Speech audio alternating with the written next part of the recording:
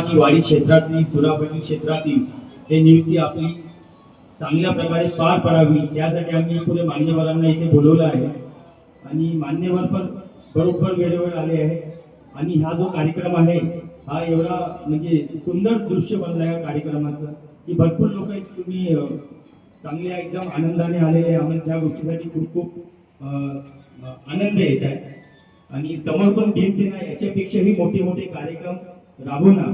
ठीक आहे. हे भीमसेनाचं नाव जे आहे ते येणाऱ्या वेळेस पुन्हा नागपूर जिल्हा महाराष्ट्र स्टेट आणि पूर्ण भारतामध्ये गाजणार हे मला पूर्णपणे आशा आहे.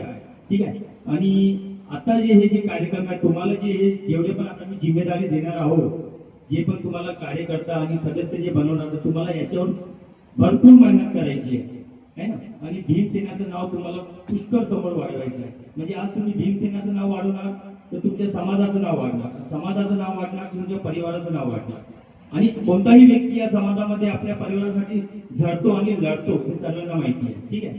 तुमच्या मागे भीमसेना अशी उभी आहे की तुमच्या कोणत्याही दुःखामध्ये कोणत्याही त्रासामध्ये भीमसेना तुम्हाला सपोर्ट करणार. फक्त तुम्ही कार्य करत राहा, भीमसेना तुमच्या सोबत आहे. आणि इथे आलेले जेवढेही मान्यवर आहेत त्यांचा मी मनापासून आभार व्यक्त करतो. त्यांनी जे आपले भरपूर अमूल्य वेळ आम्हाला दिली त्यासाठी आम्ही आमची जी सर्व टीम आहे त्यांचा भरपूर आभार व्यक्त करतो. ठीक आहे.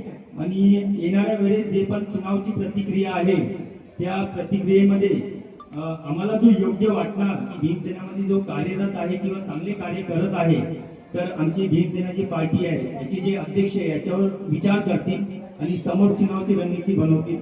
ठीक आहे. तुम्ही या गोष्टीकडे लक्ष द्या आणि संपूर्णपणे पूर्ण योगदानासोबत आपल्या समाजाच्या लढाईसाठी व आपल्या धर्माच्या लढाईसाठी तुम्ही इथे लढून आणि ठामपणे उभे राहा तर तुम्हाला समोर या गोष्टीचा पूर्ण भरपूर फायदा भेटणार व तुमच्या मुलांना व तुमच्या येणाऱ्या भविष्यांना या गोष्टीचा भरपूर फायदा भेटणार.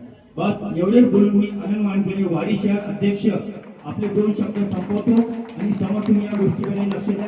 धन्यवाद. जय भीम, जय भारत, जय संविधान.